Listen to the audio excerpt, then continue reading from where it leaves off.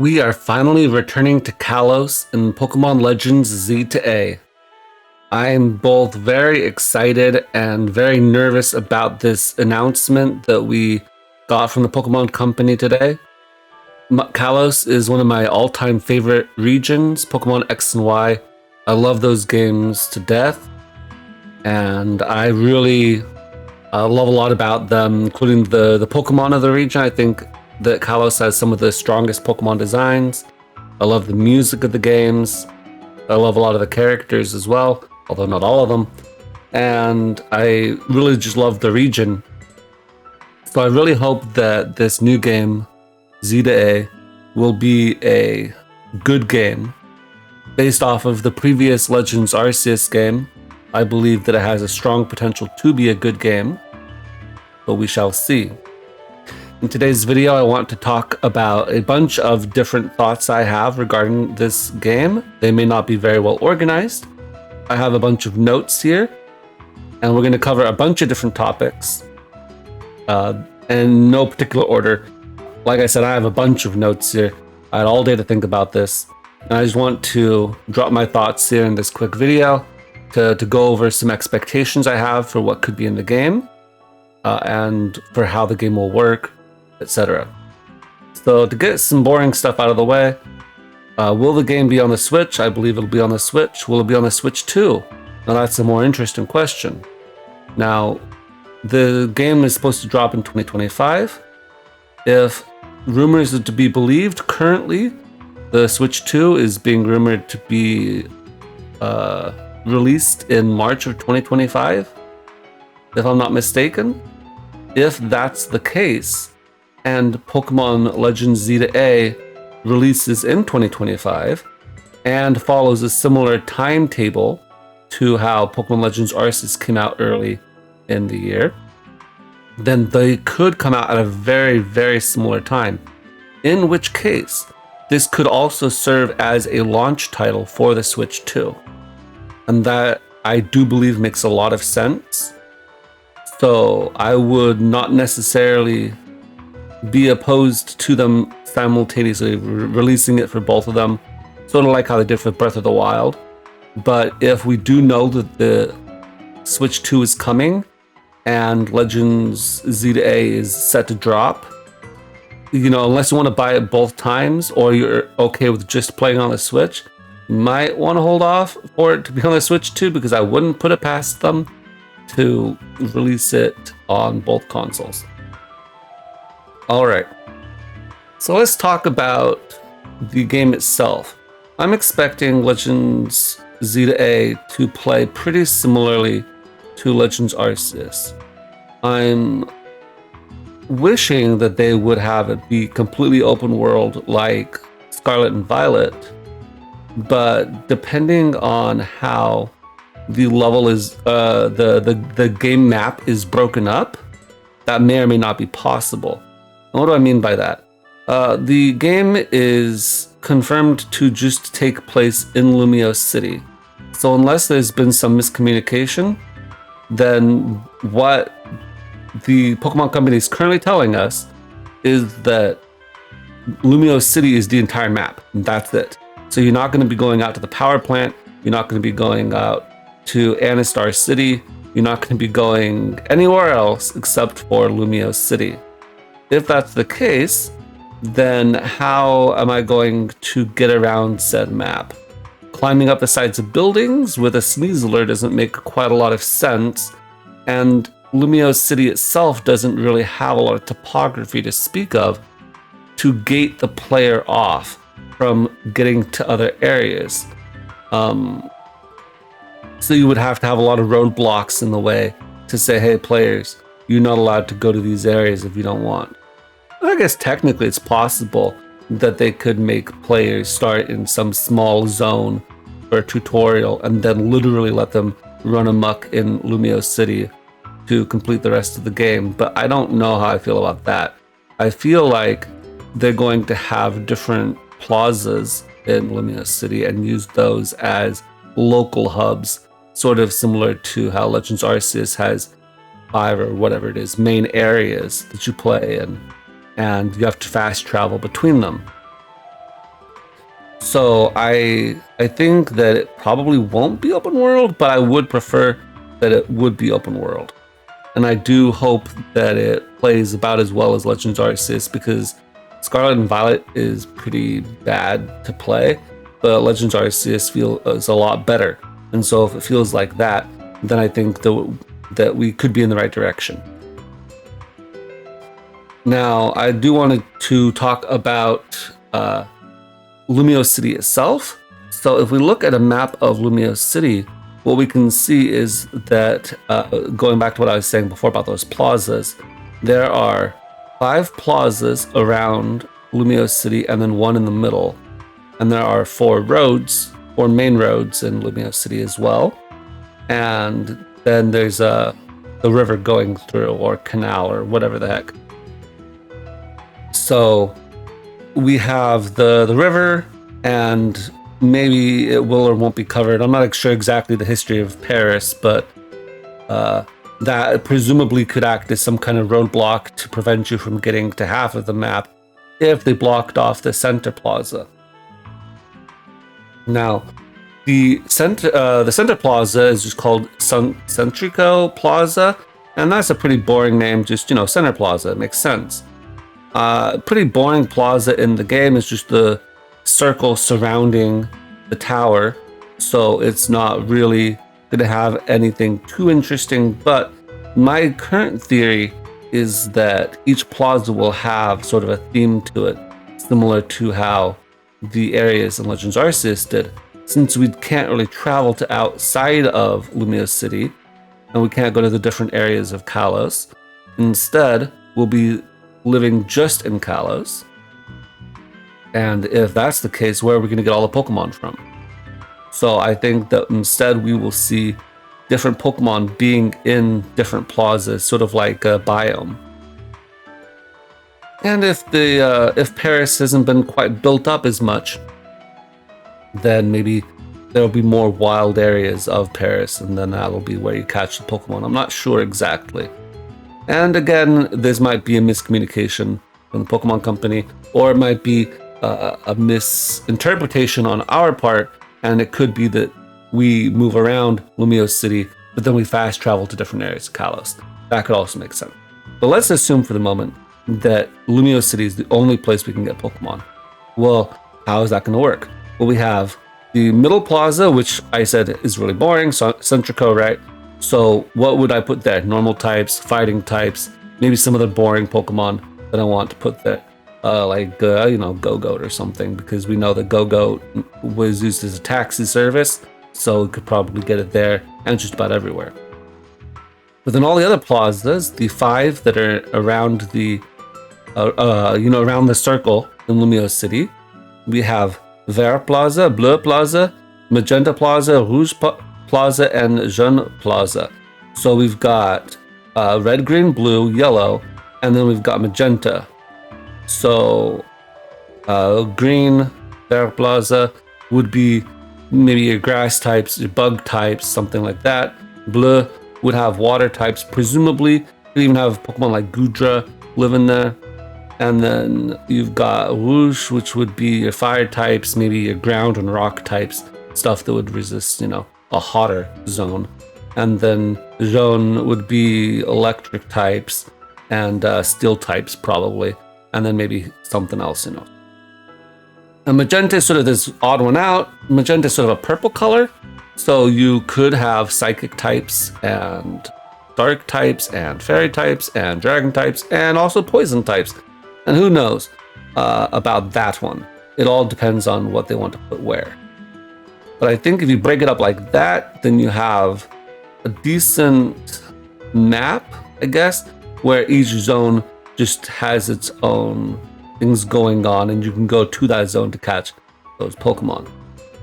The 4 roads that are the main avenues of Kalos also have names that bear a bit of mentioning. You have Vernal, Estival, Autumnal, and Hibernal avenues, and those have reference to the 4 seasons. It's possible that those would also have some kind of theming. For example, Hibernal Avenue could have a bunch of Ice-type Pokemon, or Estival could have more grass types or more Pokemon that might be found in the summer. Who knows? And in that way, you could break up the biomes as well. Now, in X and Y, these avenues are just a little tiny road. I mean, it looks maybe big in the game, but if you really said to me, where are you putting these Pokemon? It's just a straight shot road. We have to consider two things. First of all, X and Y is just a cartoony chibi representation of Paris. Paris is a humongous city, and that city would have to be scaled up for this game anyway. So, similar to when I'm playing Spider-Man or I'm playing Arkham City or something, right? An entire city can be this expansive, sprawling map with tons of places to put things, depending on how you've scaled your world.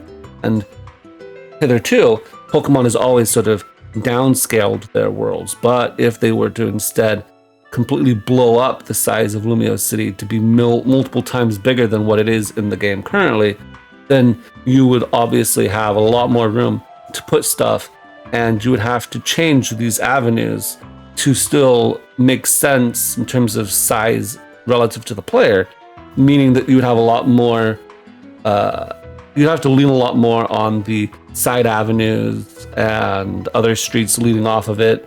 There may be some alleyways as well. We know the alleyways made a big part of Lumiose City originally, and I'm assuming that will return, although maybe in a different context, given that Lumiose City is in the process of being developed.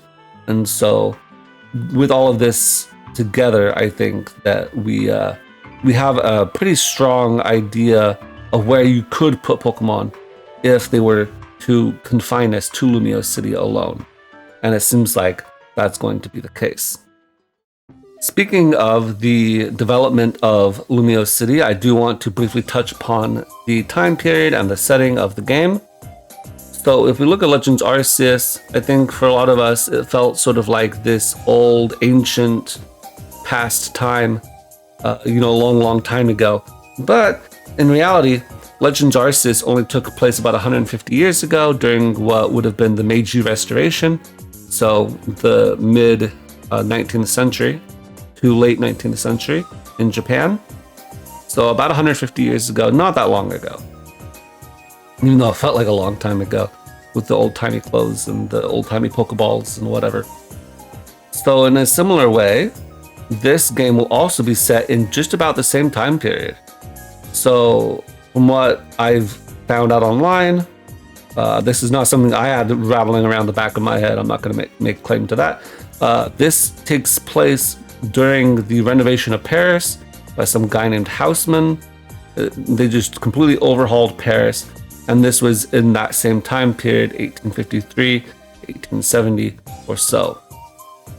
So these two games actually overlap pretty strongly in terms of time period, which is interesting for two reasons. First of all, I think there might have been some expectation that if we take this game, if we were to make a Legends game for Kalos, where would you put it? You'd put it 3,000 years ago, and you'd get to meet AZ and his Floette, right? And you'd get to take place in the Great Pokemon War. But they decided not to do that. They decided to keep this game 150 years ago. Okay, there's still something going on interesting in Paris 150 years ago. That's cool.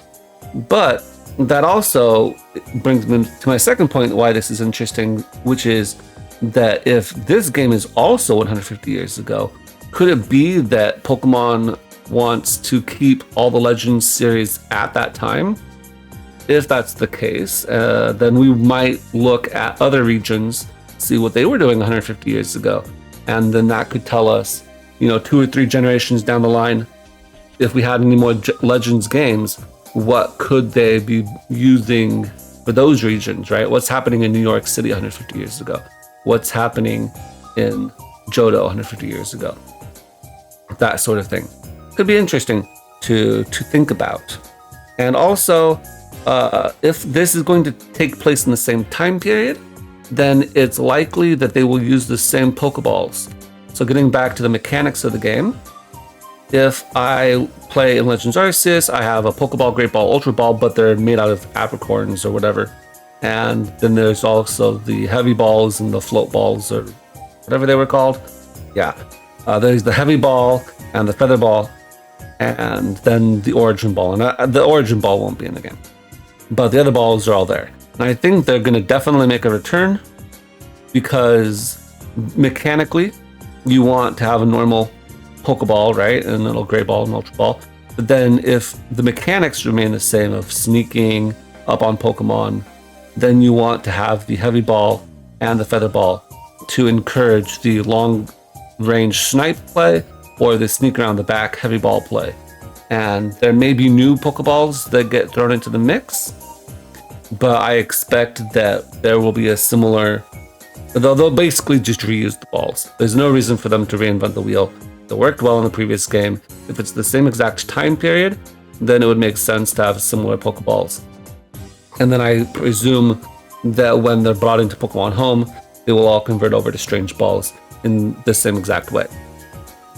So that's just something to note. Now let's talk about the starter Pokemon.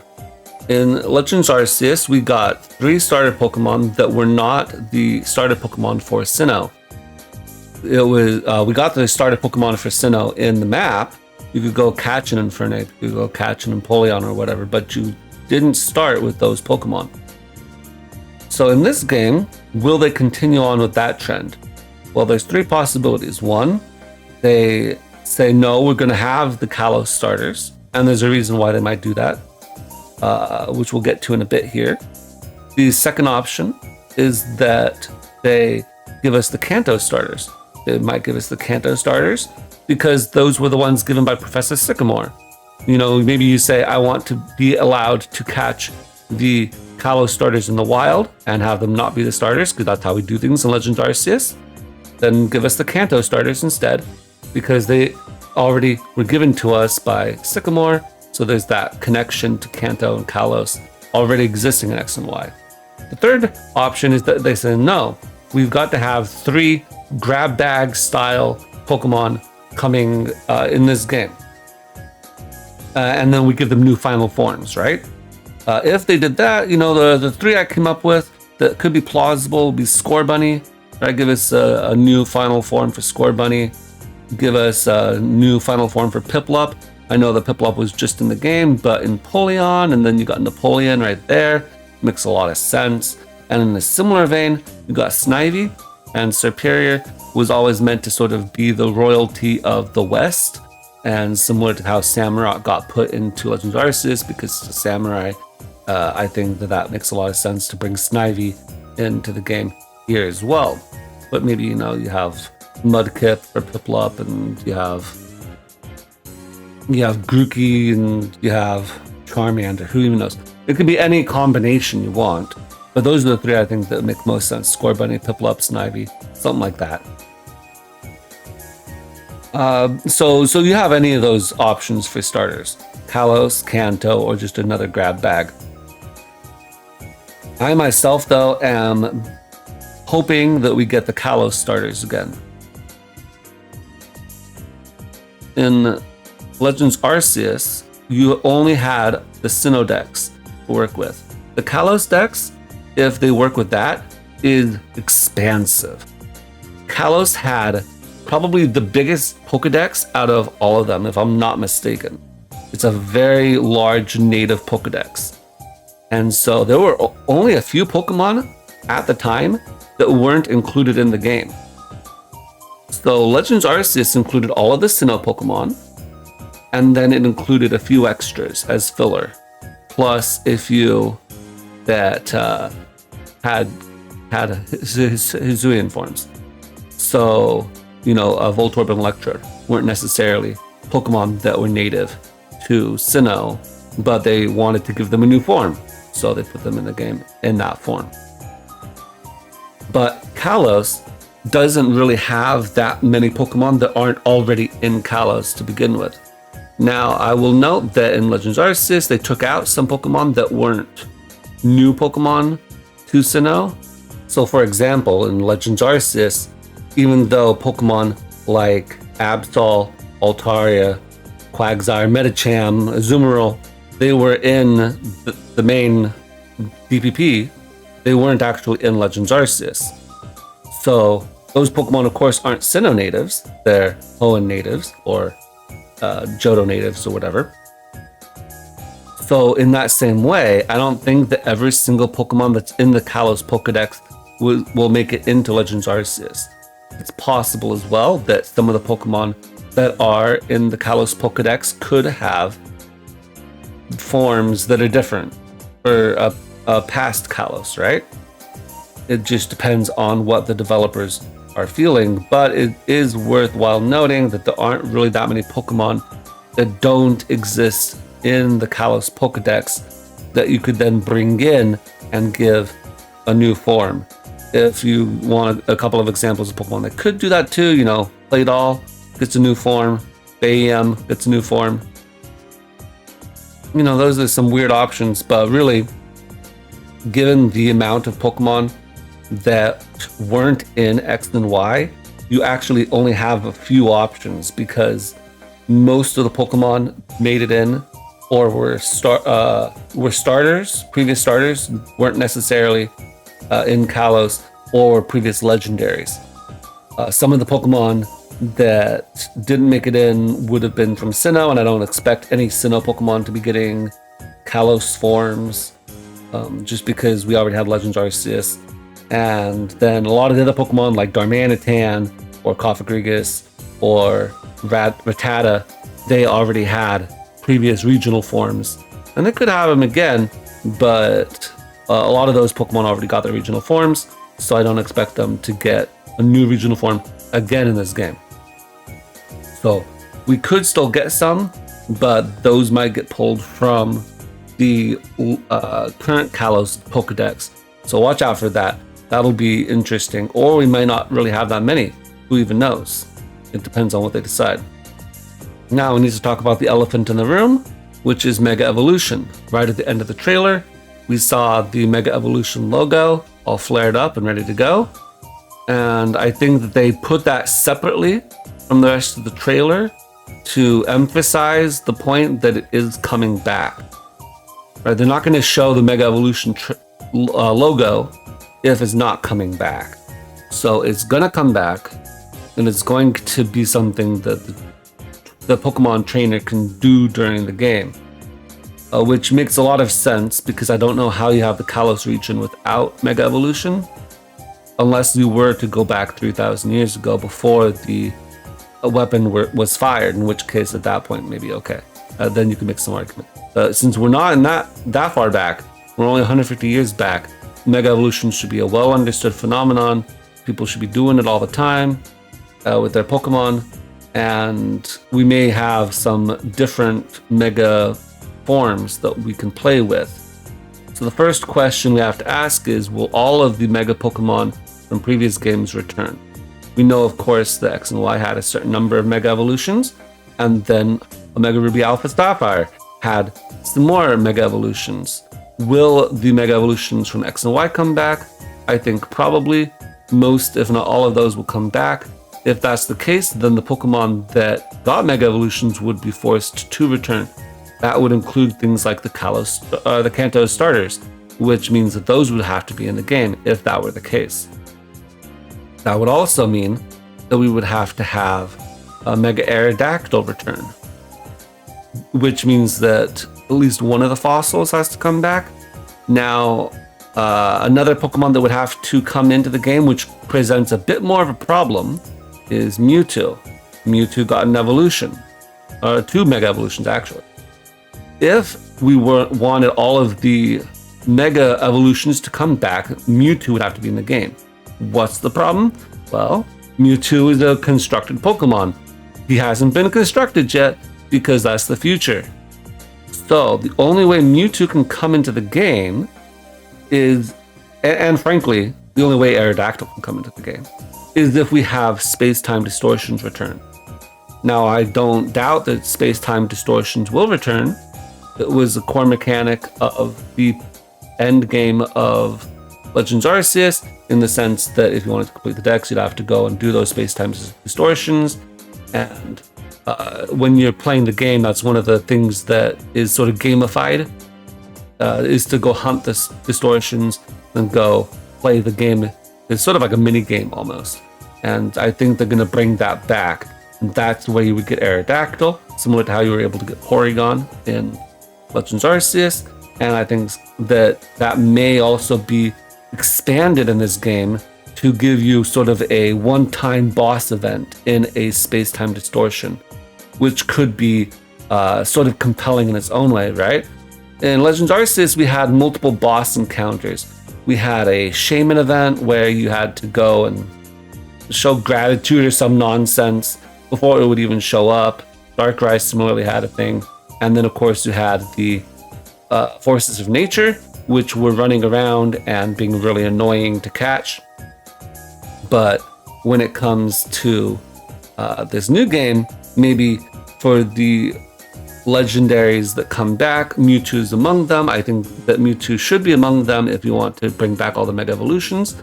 If that's the case, then you need a space-time distortion to do that. Otherwise, it doesn't make any sense narratively. And if you did that, then it would be really cool to actually fight Mewtwo in the space-time distortion. So that'd be fun. Do I think the Mega Evolutions will come back from ORAS? I think, yeah, there's a possibility that many of them come back from ORAS. I don't think there's any real reason why they couldn't, but that does include a few caveats. First of all, if you wanted to bring them all back, you would have to bring back the Hoenn starters. That would require having at least 3 sets of starters in the game, because you'd have Kalos, and you have Kanto, and then you'd have Hoenn. And I don't know if I see that happening, especially because the Hoenn starters weren't native to Kalos in the Kalosian Pokedex, so you'd have to stretch it further. And I don't see you starting off with them. And I definitely don't see Pokemon saying, okay, we're going to start you off with Torchic or Froakie, or you're going to start off with Charmander. And then you, or not Charmander, Bulbasaur, I guess. And then you have to choose between having Mega Venusaur, or you can have Mega Blaziken, or you can have Greninja, right? That doesn't make any sense to me. I think that you either have all of a trio or you don't have any of a trio that can Mega Evolve. So I think the Kanto ones will come back. I don't think the Hoenn ones will come back, but they could. And then the other caveat is, what do we do about Mega Rayquaza? Mega Rayquaza brings up 2 problems. First problem, if you bring back Mega Rayquaza, how is it going to Mega Evolve? He didn't get to Mega Evolve until he swallowed the meteorite. Now, the meteorite was given to Rayquaza by Brendan/May/Zinnia. So if that happens in the future, then Rayquaza won't have his meteorite. If he doesn't have his meteorite, how does he Mega Evolve? He can't, which means you didn't bring back Mega Rayquaza if you brought him back. So one option is that Mega Rayquaza finds another meteorite to swallow, and he spends the next 150 years digesting it, such that by the time he gets back to the to ORAS, to that time, that he's hungry again and is out of energy. That's one possibility. Second possibility is that you just don't bother bringing him back. Or third possibility is you make up some other nonsense reason why, and he's in a different parallel universe where he gets the meteorite early. Who knows? The other problem with bringing back Mega Rayquaza is that if you bring back Rayquaza, you probably want to bring back Groudon and Kyogre. Groudon and Kyogre don't have Mega Evolutions, but they do have Primal Reversions. If you bring back Primal Reversions, then you'd also have to bring back the Blue Orb and the Red Orb, and that just seems a little bit convoluted to me. You could do it, but especially because you brought back the Forces of Nature, right, in the previous game, so nothing's off the table. But I don't see them as an equivalent to the Forces of Nature, and I don't see any reason why they would be in this region. And if that's the case, then I really don't expect them to come back, in which case that means the Mega Rayquaza wouldn't make a return. Any and all of these, of course, are just speculation, just throwing things out there. Now, do I think there are going to be new Mega Evolutions? I definitely do think there will be new Mega Evolutions. There's no reason why there wouldn't be. I think that it's a perfect marketing opportunity. You want to say, hey, buy our game. Look at Mega Mawile, it made a return. Look at Mega Diancie, it'll be coming back, and we'll talk about that in a bit. but then you also want to say, hey, we've got a bunch of new Mega Evolutions. And what better Pokemon to Mega Evolve than the starters themselves? So, one of the reasons why I think the Kalos starters might stay the starters of this region, and they won't have new final forms, is because they're going to give them Mega forms.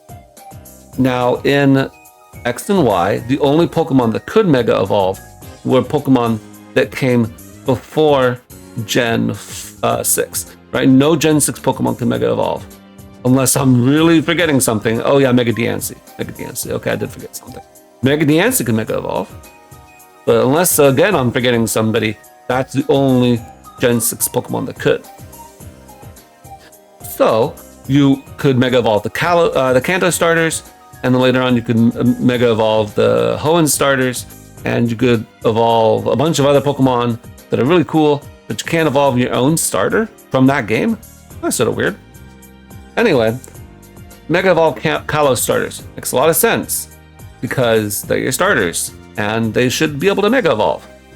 More importantly, for Greninja's case specifically, Ash Greninja has this weird phenomenon where it's able to bond with Ash, and then they sort of ditch that in the game because why? Well, it could be because it's too overpowered, but I don't know if I believe that, because since when has Game Freak really cared about balancing singles? And if you're not going to have Ash Gren, you could just ban Ash Gren in VGC, and then you wouldn't have to worry about that form at all. Personally, I think one option that could be is that they just didn't want to have Ash Greninja competing with Mega Evolved Greninja. The Mega Greninja could act very similarly to Ash Greninja, in the sense that it gets a powered up Water Shuriken even maybe, and would obviously have a crazy stat increase. So wouldn't be too dissimilar to it, but you don't want those two competing for the same breathing space, right? So get rid of Ash Gren as a construct and just make it so the normal Greninja evolves into some Mega Greninja, and it'll function in a similar fashion. And then the other two should also be able to Mega Evolve. And because we're going to give the starters Mega Evolutions, then that also means that we should have them be the starters for this region. That way you can get Mega Evolving ASAP. I think that makes a lot of sense. So that's why I think the Kalos starters will be the starters, and they're also going to get Megas.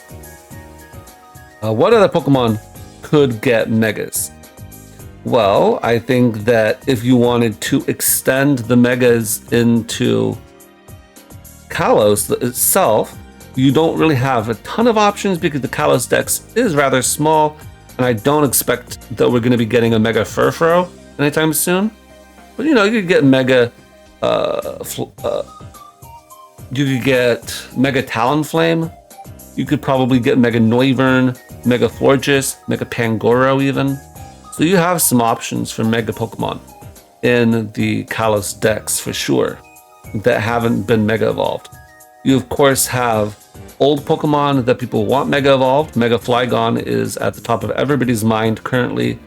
Jinx apparently had a potential scrapped Mega Evolution. There's been data mined voice cries for a Mega Jinx potentially. So we have that could potentially happen. So there are other options out there for Pokemon that could get Mega Evolutions. We could get, I think, a Mega Mew even if we wanted to. If Mega Mewtwo comes back, then we could even have a Mega Mew. Why not? Mew's sort of fallen off. You bring Mew into the game alongside Mewtwo. You do that. That one I don't think is actually going to happen. If we bring back Mega Mewtwo, then I think there's a possibility for Mega Mewtwo Z. So Charizard and Mewtwo, both probably going to be in the game, both probably going to get their Megas back, both probably going to get a Z form. Why? Because it makes sense. This is the Z game.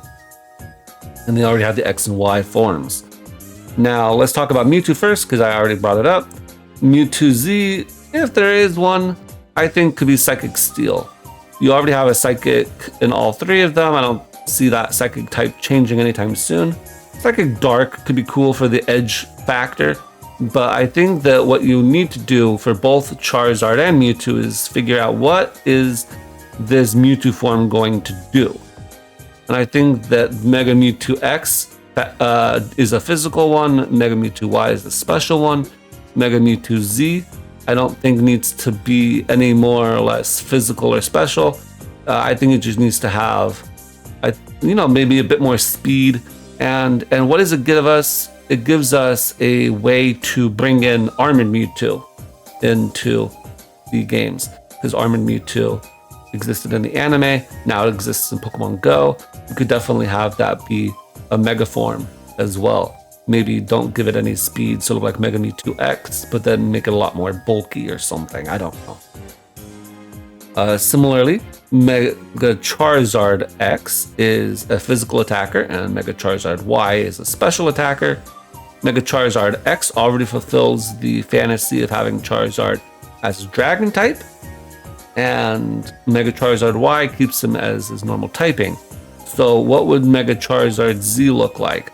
Well, I'm not sure, but I gave this as a little bit of thought, and what I decided that I would put my chips on would be having it be a pure fire type.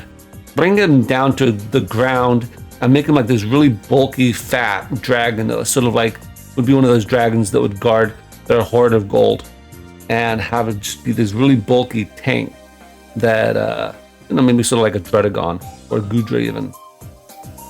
And it'll still have all of its normal moves, so it'll still have things like a Roost, which will be cool. And then it can sort of be like a Return to Charmeleon kind of form, where Charmeleon and Charmander, they were both on the ground. Well, this Charizard Z is back on the ground, pure fire type, and it'll be bulkier.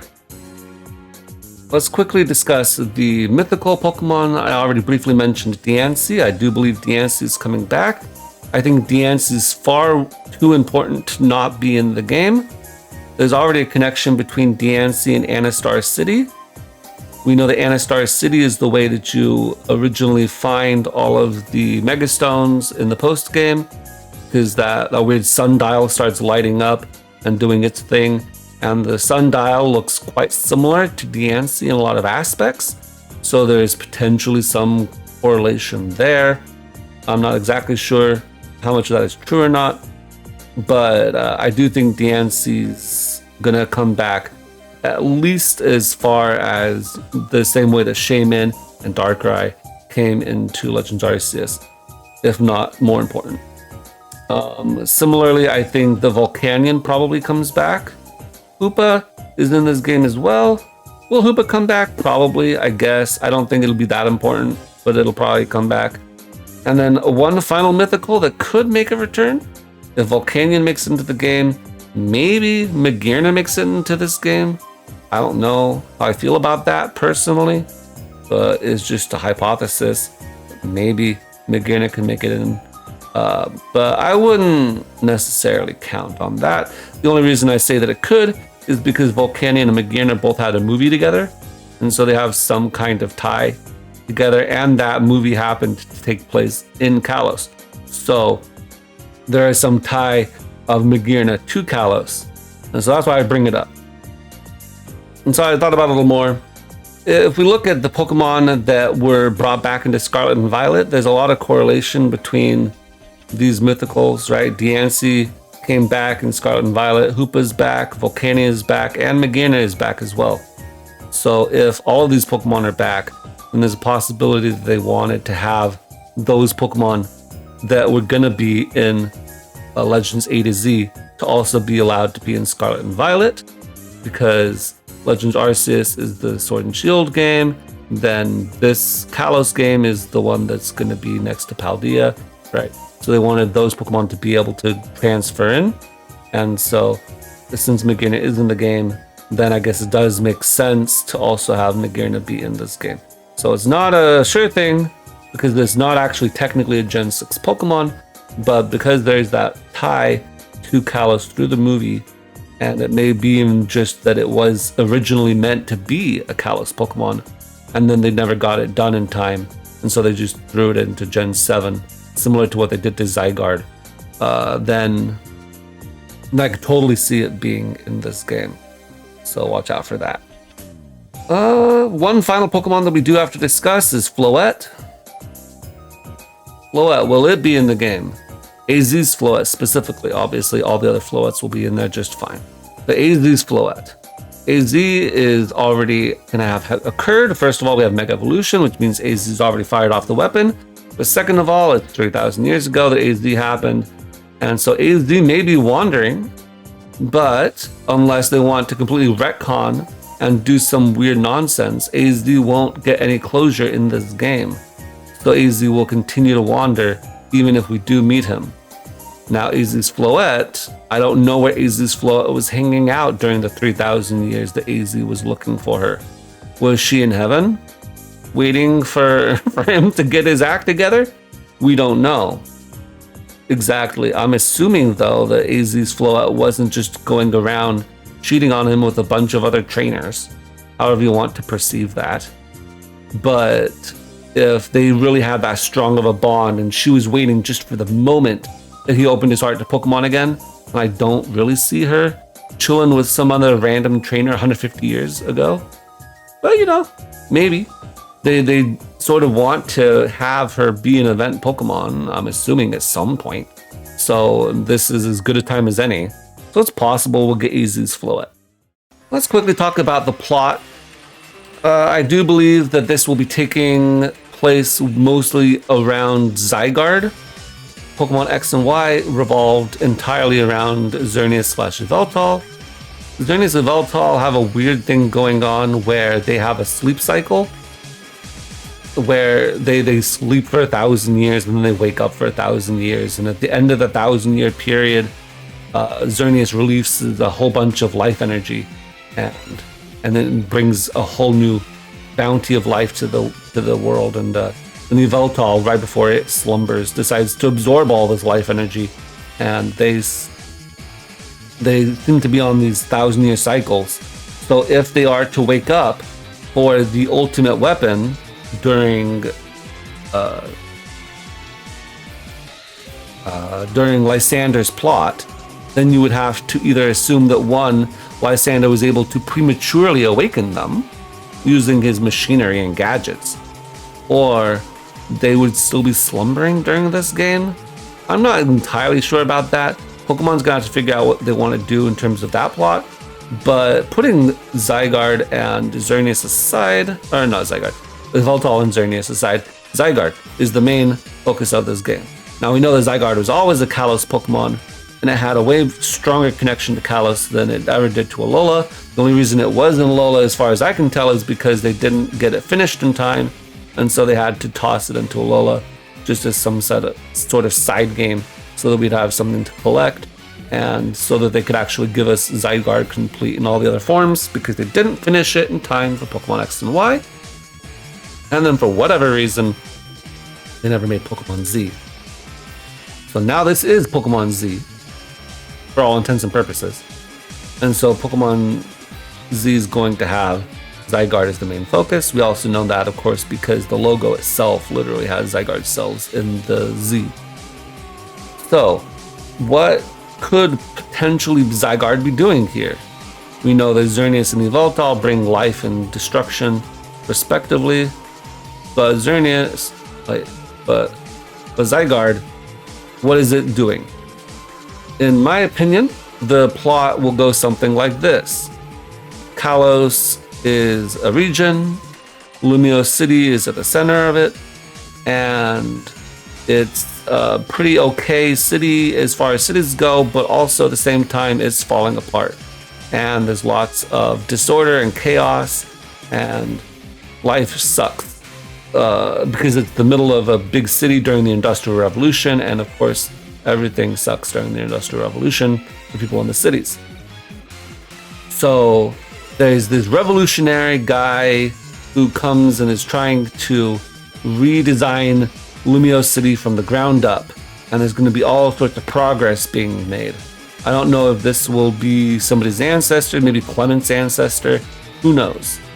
But they'll be designing Paris, but at the same time, they're going to be industrializing Paris. Now, we know that the Industrial Revolution was this grand step forward for humanity, but at the same time, we started exploiting the natural resources of our planet a lot more. And so now we're going to be chopping down all the trees, burning all of the coal, and killing all of the species of animals that we don't like. Similarly, in the Pokemon world, something could be occurring that's going to disrupt the natural ecosystem of Kalos. And frankly, if we have these plazas that are teeming with Pokemon life, and then we don't really see that in Pokemon X and Y now, do we? Because we probably drove them all out of the city. But if we're destroying the natural ecosystem of Kalos, that will awaken Zygarde, and Zygarde will come to fight the dirty humans, stop them from destroying the ecosystem. And this ancestor of Clement or whoever, they may get too overzealous and be like, no, Zygarde standing in the way of progress, and there'll be some kind of clash there. And we as the protagonist trainer have to convince Zygarde to stand down, that humanity is not going to destroy us, destroy the world, or that maybe humanity would have destroyed the world, but Zygarde awakened us to the problems that we were causing the ecosystem, and now we've understood that we will correct ourselves and take preventative measures, something like that. So I think the Zygarde could stand not as sort of the Arceus figure that brings somebody back in time or whatever, but instead as this force that's almost antagonistic, where they're trying to stop humanity from destroying the planet, and they perceive building up Kalos as being, and Lumiose City specifically, as being that destruction of the planet.